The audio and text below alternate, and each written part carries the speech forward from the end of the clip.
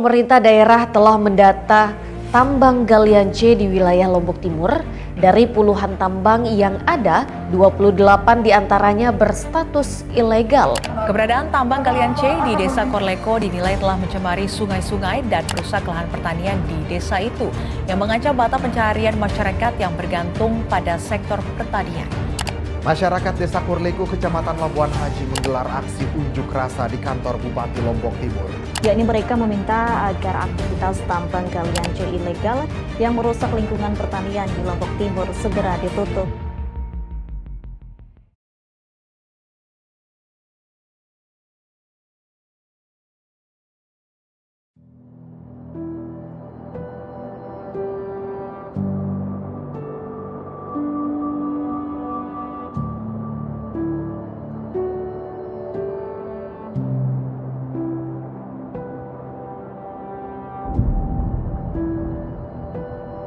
Tak hanya satu atau dua galian C yang berada di wilayah Kabupaten Lombok Timur, namun tersebar di beberapa titik yang terus dikeruk hanya untuk keuntungan segelintir orang.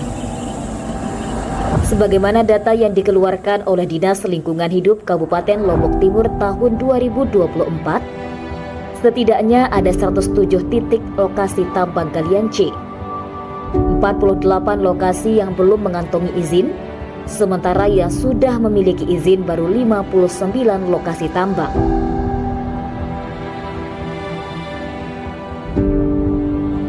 Ditemani oleh kepala desa setempat, kami pun turun langsung merekam salah satu lokasi penambangan galian C yang berada di hulu Kali Rumpang, yaitu Desa Kalijaga Timur.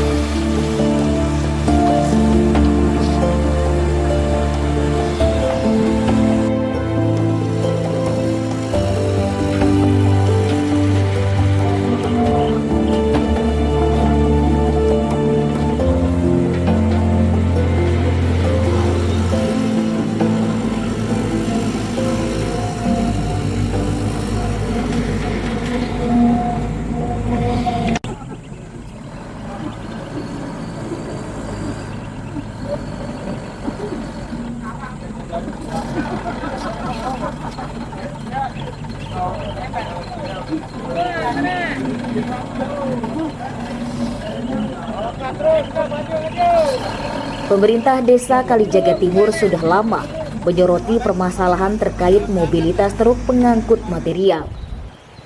Selama ini, dampak yang dirasakan ialah terkait rusaknya fasilitas jalan. Bahkan, debu dari aktivitas pengangkutan hasil tambang dikhawatirkan berimbas pada kesehatan warga. Faktanya sampai hari ini kondisinya memang sangat parah, terutama masalah jalan. Di musim hujan, jalan yang berlubang, becek, sangat mengganggu aktivitas kegiatan masyarakat kita ketika lewat di situ. Dan di musim kemarau luar biasa berdebu, sehingga kalau tidak pakai masker luar biasa. Kita khawatirnya nanti ada penyakit yang memberikan dampak yang kurang baik kepada masyarakat kita. Nah, dengan menyikapi itu, kami pemerintah desa juga sudah beberapa kali bersurat, baik itu dalam bentuk lisan ke Pak PJ Bupati, dalam bentuk proposal juga kami sampaikan terkait dengan kondisi jalan ini supaya segera dilakukan perbaikan, dan kami juga mengundang teman-teman media untuk melakukan peliputan. Pernah diliput di waktu banyak debu, pernah juga diliput tahun kemarin ketika musim hujan. Tapi sampai hari ini pemerintah daerah belum melaksanakan atau sesuai dengan janji dari Pak PJ dan yang lainnya untuk memerhatikan jalan di Kalijaga Timur. Terdapat beberapa perusahaan yang mendapat izin untuk melakukan aktivitas galian C di Desa Kalijaga Timur, yaitu PT Selaparang Indo Construction, CV Amazindo Inti Perkasa, CV Global Ummah, CV Rido Doa Ibu, dan CV Akbar Hana Group. Kami memaksimalkan awik-awik ataupun perdes itu terkait dengan aturan supaya tidak masyarakat kami terganggu. Pertama, aturannya salah satunya yaitu keluar masuk dump truknya yang mengangkut material tambang. Nah, kalau di aturannya itu mulai jam 7 pagi dump truk baru boleh keluar, karena anak-anak masyarakat kami di wilayah Kalijaga Timur ramai sekolah ke Aimal, ke Kalijaga dan Bagainyaka seperti itu, sehingga dalam perjalanannya sangat terganggu, sehingga kita buat aturan seperti itu. Dan di sore hari jam 6 itu sudah tidak boleh keluar dari lokasi untuk mengangkut material. Setelah melihat lokasi di hulu, kami kemudian melanjutkan perjalanan ke bagian hilir Kali Rumpang, yaitu di Desa Korleko Selatan, Kecamatan Labuan Haji.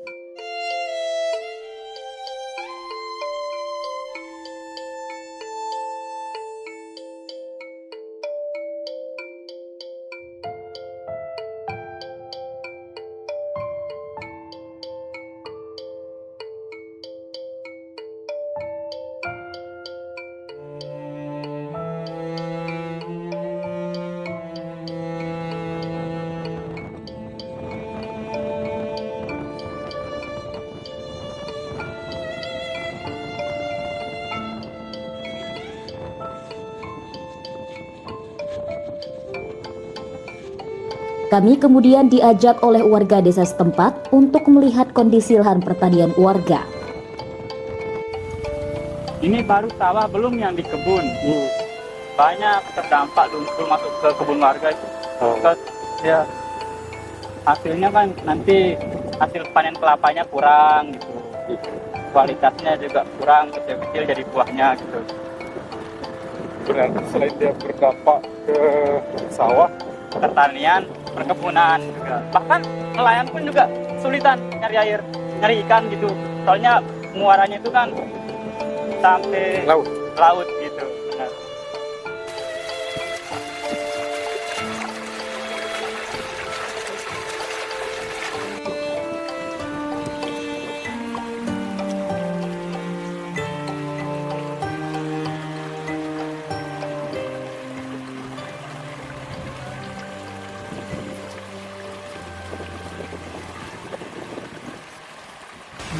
Jadi memang ini penyakit sudah lama, tidak bisa kita penyakit kronis sudah ini kan. Sementara pemerintah di atas ini diem aja kan, diem adem di sana memungut distribusi. Sedangkan kita masyarakat kecil ini gimana kita pelayan di bawah kita serba salah masalahnya.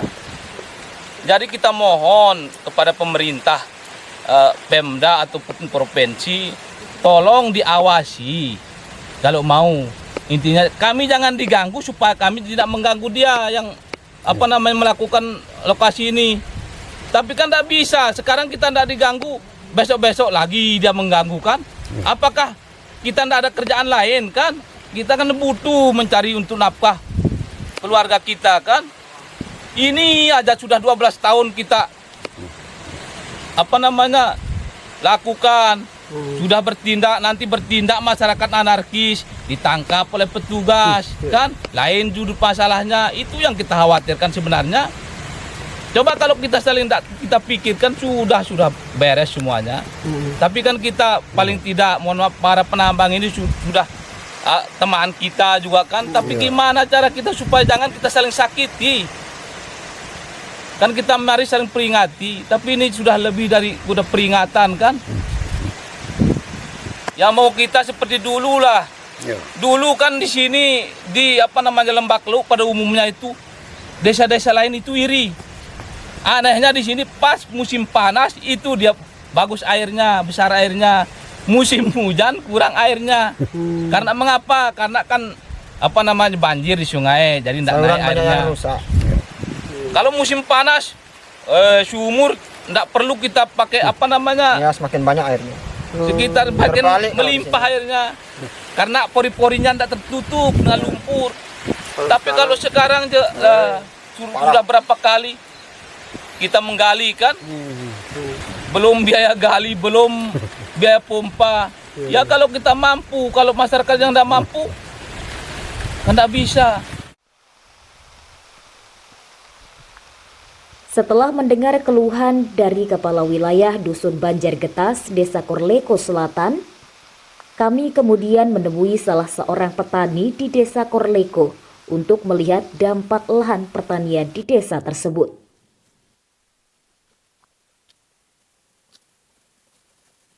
Kita kebetulan petani sewa, tidak ada secara sendiri. Tapi kalau kebun ada, cuma nggak terlalu dampak kalau kebun, karena kelapa itu jarang diairi lah, gitu kan. Cuma dampak keseluruhannya hasil hasil kebun itu tidak ada sekarang ya. Yang biasanya hasil 1000 sekarang 150 biji dia butir gitu. Terus biasa bangkat lainnya apa biasa sering ada Pak Haji? Kalau biasanya kita sayur dulu. Sayur-sayuran lah seperti ini. Karena biayanya banyak, akhirnya kita tanam jagung sama cabai saja. Karena kalau dulu alhamdulillah di banyak tempat kita kerja bisa kita gulir-gulir biayanya kan. Sekarang di sana gagal, di sini gagal, akhirnya biaya kurang, nyayur pun tidak mampu kita lah. Gitu.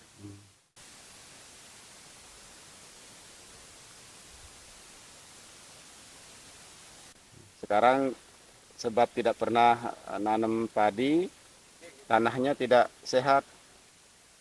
Karena penyakitnya banyak yang tidak bisa dihilangkan. Kalau nanam padi itu kan diolah, penyakit-penyakit tanah itu mati dia, kembali subur dia. Sekarang tak pernah bisa nanam padi karena airnya itu keruh. Keruh, berarti ya. Irigasinya dari mana Pak Haji? Lumpur dari Subak Rumpang ini, pas tempat lokasi penggalian C itu dia. Selain lumpur mungkin material-material seperti batu kayu itu bawa juga ke sini. Seperti ini dia kan. Kalau sampah nggak ada. Seperti ini ya. Nah, seperti ini dia. Ini sudah dikeluarkan banyak sekali ini. Ini ya. Ini udah batu apung. Sebenarnya ini laku sih, cuma kan ya biayanya lebih banyak daripada hasilnya. Dampak yang paling kita rasakan, tanaman itu susah suburnya. Karena menurut analisa kami dari petani ini, karena kalau kita pas memupuki tanaman itu tidak bisa diresap langsung karena bekas lumpur yang menutupi pori-pori tanah itu. Akhirnya pupuknya tidak bisa masuk ke akarnya. Itu analisa dari petani, tidak tahu kalau ilmunya seperti apa kan. Jauh sekali bedanya jelas. Karena banyak yang gagal gara-gara ini udah. Makanya kalau masalah tambang itu tidak pernah kita bermasalahkan, yang penting jangan limbahnya dibuang. Tak hanya sampai pada persoalan jalan, namun galian C di Desa Korleko juga berdampak pada irigasi aliran air di Kali Rumpang yang dimanfaatkan oleh warga dan berimbas juga pada ketersediaan air bersih yang dibutuhkan warga dalam kehidupan sehari-hari. Bahkan baru-baru ini, air sungai meluap disertai lumpur membanjiri permukiman warga. Akibat dari pembuangan limbah ini, kami yang harus tanggung. Dari segi ekonomi, kesehatan, psikologi, kami kerjakan secara gotong royong, swadaya. Kami sudah melakukan pendalaman, dangkal lagi. Beginilah gambarannya.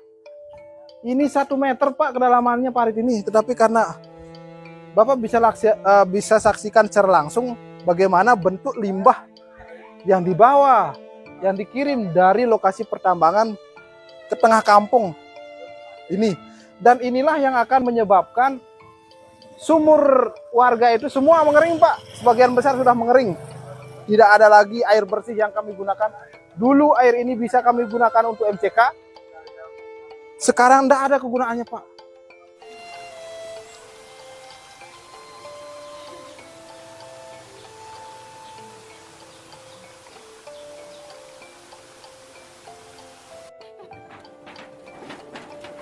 Kering. Padahal dulunya nih. Terus?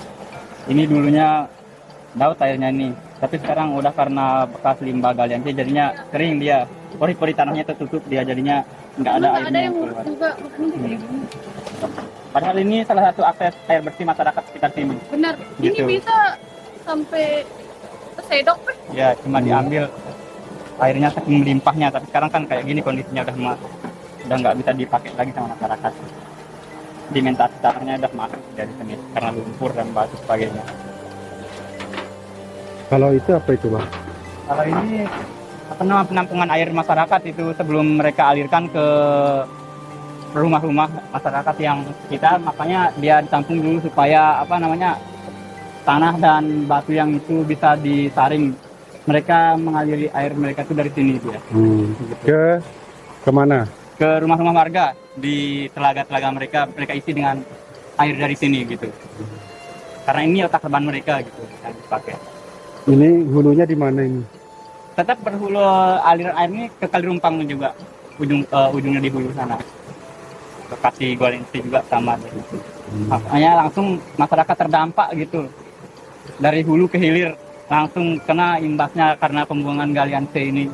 Boleh tunjukin pipa-pipanya, Bang? Pipa-pipanya ini seperti lihat kita di sini.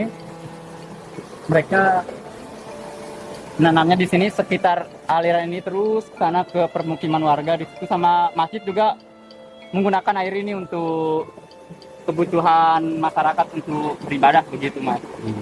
Dan sebagainya. Ini sumber kehidupan masyarakat lah bisa kita bilang kan ya. Di sini. Lebih-lebih PDAM belum masuk juga. Belum masuk berarti PDAM? Belum masuk dari dulu sampai sekarang belum masuk. Harapan masyarakat sih semoga airnya tetap jernih seperti ini, bahkan lebih baik begitu dengan ditutupnya tambang galian C. Supaya PDAM tidak dibutuhkan? Tidak dibutuhkan sama sekali di sini karena sumber air sudah melimpah seperti ini, bagus begitu. Untuk apa kita gunakan PDAM begitu kan? Kalau udah ada ini alami sepanjang akan tetap mengalir airnya ini dari Kali Rumpang.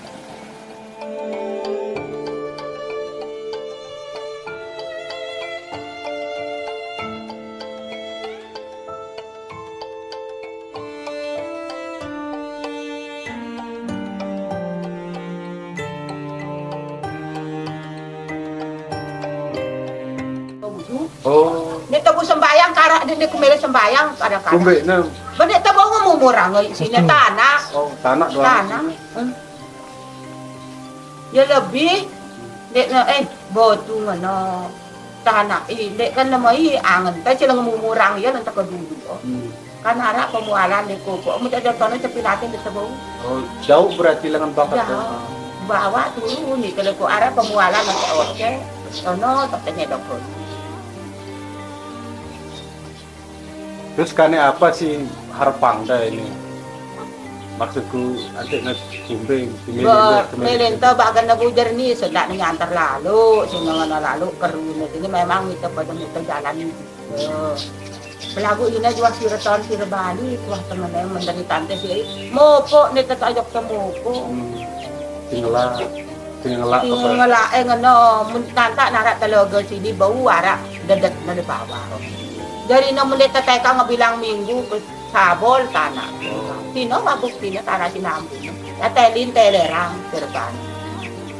Lihat bapak, lihat tanah ini. Hidup belum tekep perakon.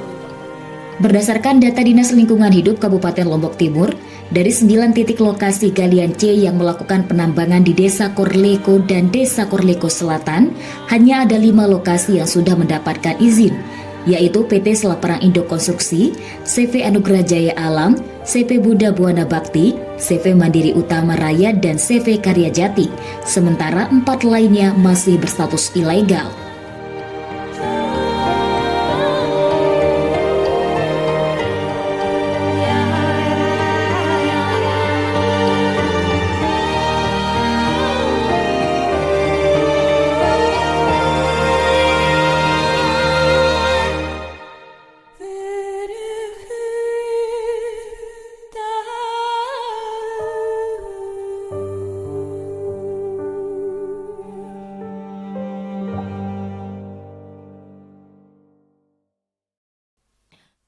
Aktivitas penambangan yang terjadi di beberapa lokasi di Kabupaten Lombok Timur telah memberikan dampak negatif bagi kelestarian lingkungan, mulai dari kerusakan ekosistem, pencemaran air, kerusakan tanah, hingga bencana alam. Sebenarnya saya agak bingung. Pandai selalu mempertanyakan, karena bukan ada kewenangan ada sama bupati. Bagaimana bisa bupati akan bertindak untuk mencegah itu semua kalau kewenangan tidak ada? Maka bupati akan bisa masuk penjara. Jadi ini masalah regulasi yang tumpang tindih. Sekarang kalau kita masalah upaya lingkungan rekonsiliasi, bagaimana dengan antara lingkungan dengan manusia supaya dia bisa memberikan perilakuan yang rusak. Sekarang bagaimana dia supaya dia ada perubahan sistem, bagaimana dari dia mencintai alam, sekarang dia alam menjadi objek, menjadi subjek. Tapi ini tidak akan bisa kami lakukan karena justru regulasi yang tidak ada memberikan kewenangan kepada bupati. Apa yang bisa dilakukan? Kalau sekarang kami datang menyetop, kami melanggar undang-undang. Aturan tidak boleh dilanggar dengan menerapkan aturan buat keadilan yang lain. Tetapi ini adalah masyarakat kita. Bagaimanapun kita harus atensi kepada seluruh masyarakat kita apapun kegiatannya. Karena kita pada dasarnya ada rekomendasi yang harus kita ciptakan di situ ke depan. Oleh karenanya terhadap para penambang-penambang ini tentu kami akan tertibkan. Kami akan berkoordinasi dengan pihak provinsi untuk melakukan hal-hal bagaimana supaya pihak penambang ini yang tidak berizin menjadi mendapatkan izin. Kemudian bagaimana para penambang ini harus taat aturan, misalnya harus membuat kolam pengendapan dan sebagainya. Ini harus kita bangun koordinasi dengan pihak provinsi dalam rangka bagaimana supaya penambang ini menjadi baik, karena ini adalah salah satu ekonomi yang diterima oleh masyarakat kita. Oke, jadi semua mengatasnamakan tidak ada wewenang. Persoalan tambang ini ada di daerah kita, mohon maaf. Kalau semua kita mengatakan cari wewenang kita, apa yang bisa kita lakukan. Sekarang kita bersyukur dengan Presiden Prabowo membubarkan panitia kerja tim undang-undang percepatan undang-undang cipta kerja itu. Ini membuat kemungkinan bagi daerah untuk bisa berdaya. Kita seakan-akan tidak berdaya kalau semuanya kita serahkan ke pemerintah pusat. Kalau sudah menyangkut rekomendasi dari pemerintah kabupaten, tentunya pasti dilihat analisa mengenai dampak lingkungan, rencana tata ruang wilayah dari pemerintah provinsi seperti apa, itu juga pasti harus kita lihat. Dan tentunya dalam hal ini untuk urusan penambangan, kita harus selalu berkoordinasi dengan pemerintah Provinsi Nusa Tenggara Barat. Kami akan tetap melakukan langkah-langkah preventif. Jangan sampai masalah yang terjadi antara penambang dengan masyarakat sekitar terjadi terus sehingga merugikan kita semua. Yang pertama adalah membuat tata ruang sehingga kita tahu mana wilayah yang boleh ditambang, mana yang tidak. Selama ini tidak ada perencanaan. Yang kedua adalah memperdalam AMDAL, analisa mengenai dampak lingkungan. Sehingga kalau kita nambang di sini, kemana bagaimana supaya tidak merusak lingkungan. Yang ketiga adalah menggunakan teknologi ramah lingkungan. Dan yang keempat, kami harus melibatkan masyarakat lokal. Jangan sampai tambang kita tiba-tiba ada orang entah dari mana menggali tanah kita tanpa melibatkan masyarakat setempat. Dan yang berikutnya, yang terakhir, yang kelima adalah penegakan hukum. Jangan hanya yang bayar yang dibiarkan, tetapi yang tidak bayar walaupun punya izin justru diteror, sehingga terjadilah kegaduhan seperti ini. Berdasarkan pemberitaan di media massa, pemerintah Kabupaten Lombok Timur sudah beberapa kali melakukan sidak dan penutupan lokasi galian C di Desa Kalijaga maupun di Desa Korleko. Namun, karena masih menjadi salah satu sumber pendapatan asli daerah, Pemda kembali membuka galian C yang ada di Kali Rumpang. Badan Pendapatan Daerah sampai saat ini sudah mengumpulkan 6 miliar dari pajak galian C yang ada di Kabupaten Lombok Timur. Kalau menurut kami bahwa kalau sudah berdampak dan juga memiliki dampak yang rusak, daya rusak tinggi, dan berdampak pada wilayah, pada warga masyarakat, bahkan kalau saya dengar 6 desa itu, maka pemerintah harus mengevaluasi dan berani melakukan penutupan dan pencabutan terhadap izinnya. Kenapa? Karena sudah punya dampak kerugian. Di mana ya? Di warga. Jangan dengan alasan bahwa dia memiliki andil dalam PAD kemudian dia dibiarkan, tidak dievaluasi izinnya. Evaluasi izinnya dan terhadap kerugian yang diderita oleh masyarakat, dia harus bertanggung jawab. Itu sudah pelanggaran, pasti ada pelanggaran. Kenapa berdampak seperti itu? Pasti ada pelanggaran. Kemudian kita bicara pasca tambang, apalagi ada berizin, bro. Artinya kan lemah penegakan hukum ini, konteks itu lemah dia. Makanya Walhi secara umum kita menyatakan sejak tahun 2022 sudah menyuarakan evaluasi seluruh tambang izin usaha pertambangan ada di NTB ini, moratorium izin, evaluasi, pulihkan dulu wilayah-wilayah yang terdampak oleh tambang. Tapi nyatanya hari ini izin terus dikeluarkan tanpa melihat bahwa ada daya rusak yang bisa diakibatkan oleh tambang ini dan tidak dipulihkan. Dalam proses eksplorasi sebelum melakukan proses produksi ini, ada yang disebut dengan studi kelayakan dan kepastian jaminan pasca tambang atau pos tambang. Artinya apa? Itu tertuang di RKAB-nya, rencana kegiatan dan anggaran biaya. Siapa punya tanggung jawab? Ya, perusahaan. Perusahaan itu yang punya tanggung jawab. Pemerintah bisa menuntut kepada perusahaan, meminta pada pertanggungjawaban kepada perusahaan.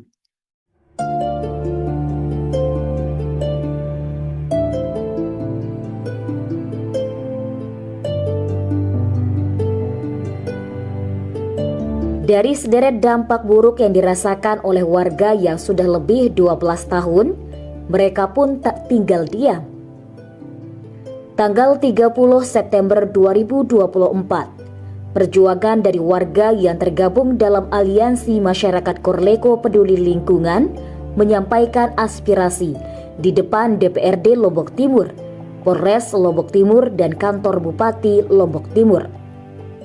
Mereka menyampaikan aspirasi terkait dengan dampak buruk yang mereka rasakan imbas dari aktivitas galian C.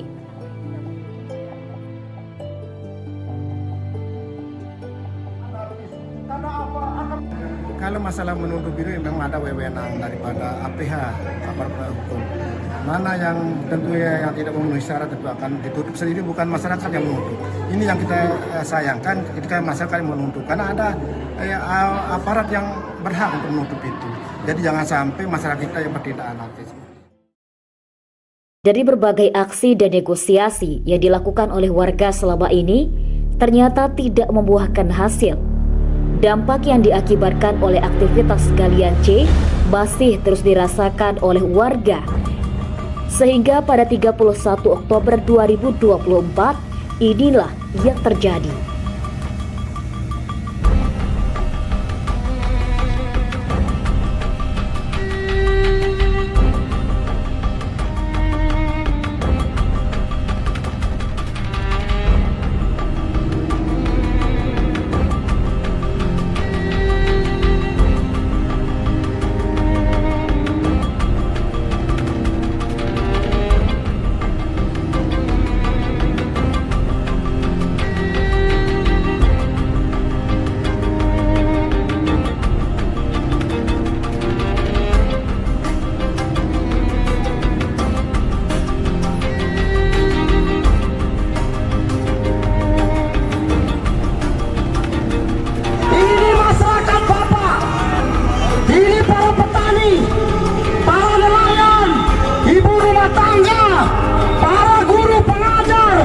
semua tumpah ruah di sini bapak-bapak.